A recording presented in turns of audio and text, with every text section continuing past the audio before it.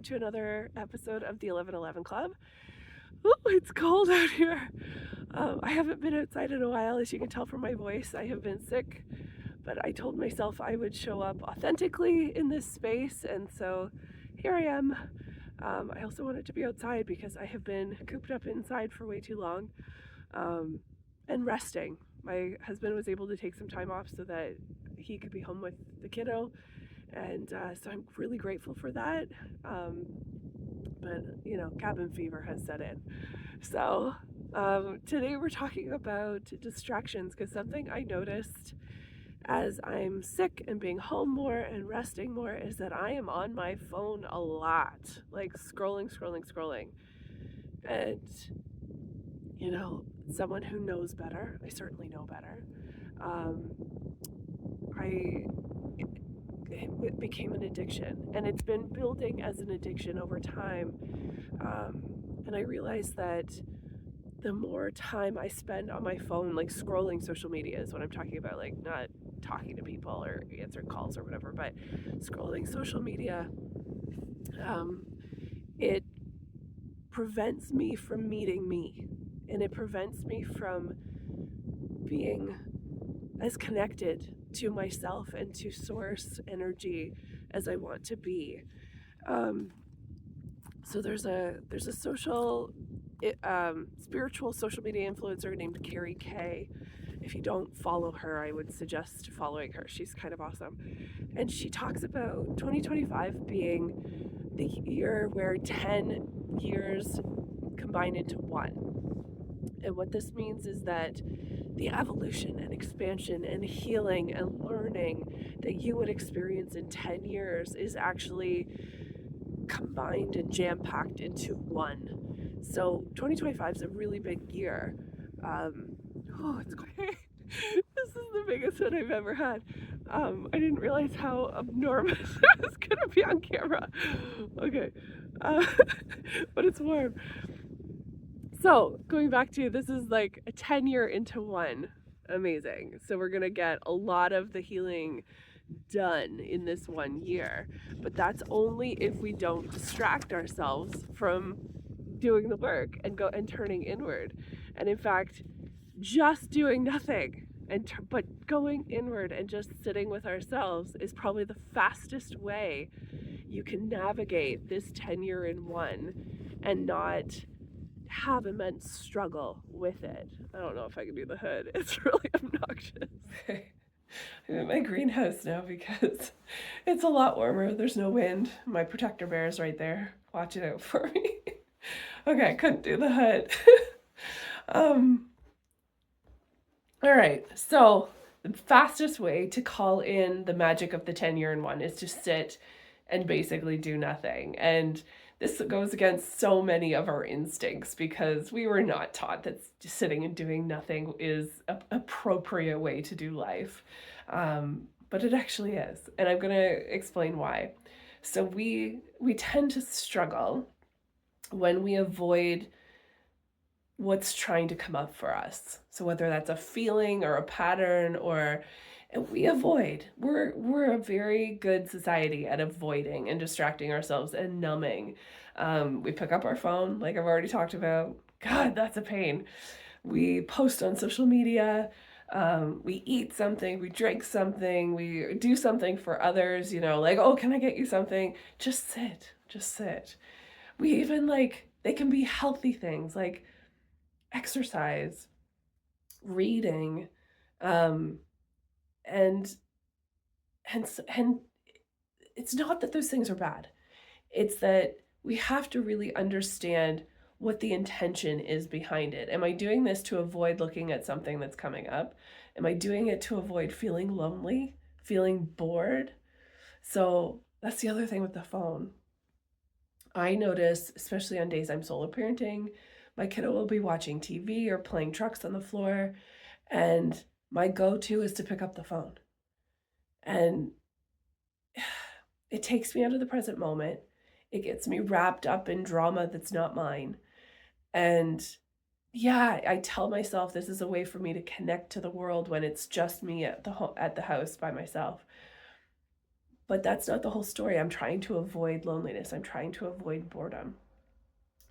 And when I actually give myself permission to sit with both of those emotions, that's where the good stuff is.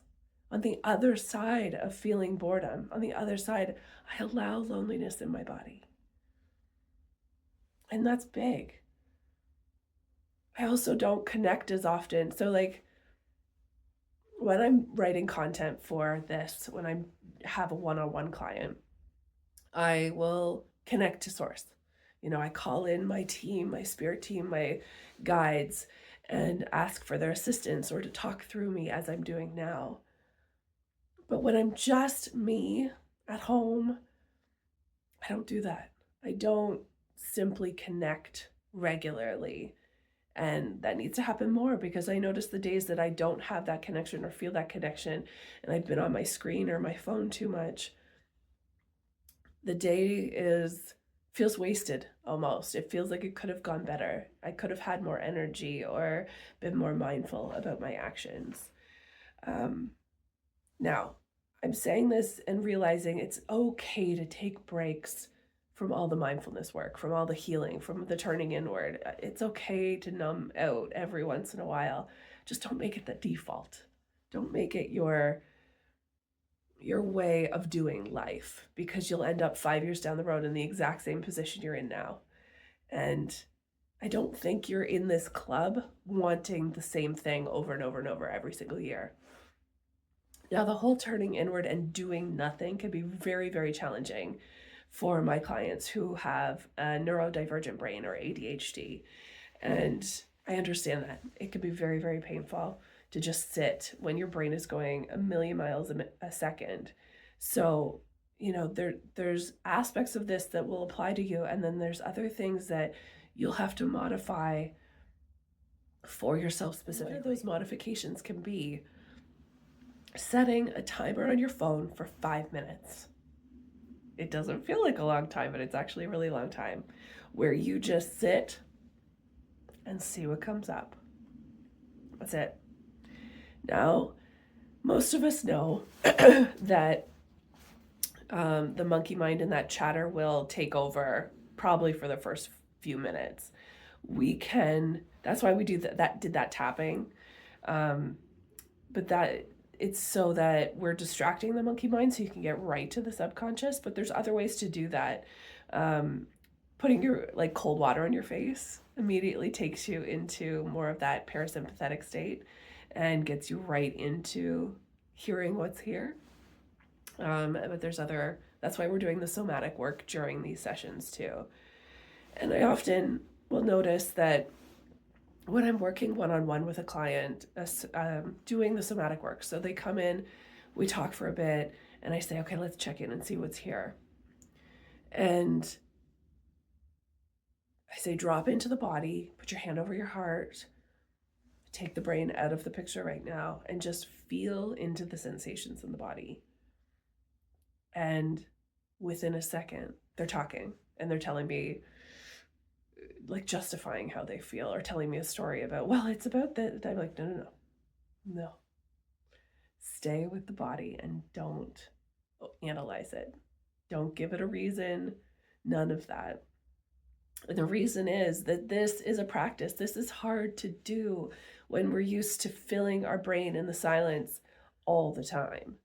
So I have a 5-step thing you can do just this week. And you might want to write it down or have it in your phone as a reminder. So you're going to notice when you're distracting yourself. This is probably the hardest part. Notice when you're distracting. So you're picking up your phone, you're, doing something that, it feels like it's moving the needle forward, but the intention behind it is, I'm feeling uncomfortable. I'm going to go do something else. So notice when you're distracting yourself. And then notice what that distraction is being used for. So is it distracting you from being lonely, from being bored?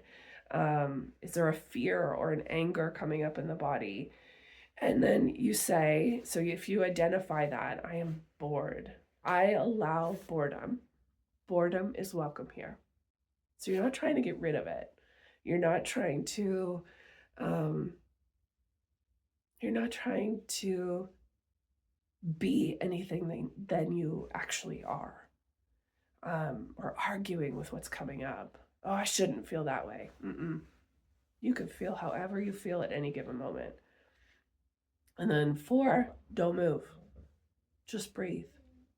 You're allowing it and you're breathing. You're not distracting yourself. You're not letting the ego win by saying, oh, yeah, okay, well, I get it. Now I'm moving on. Just sit with it and feel into the boredom. What does it feel like to be bored? Well, it's uncomfortable. I don't like it. Right. But if we sit with it and allow it and feel through it, on the other side is more presence, more in the now, more hearing what your body wants to say, what God wants to say, what your intuition is trying to tell you. And I want to remind you that distractions are really sneaky. They may even look like being productive. They may even look like I'm getting shit done. One big distraction I used to have is coffee. So coffee overrides your aligned self, because usually coffee, oh, look at her cute face. Usually coffee will push us to do something we don't really want to do, but just to get it done. And it may be not the aligned action we should be taking.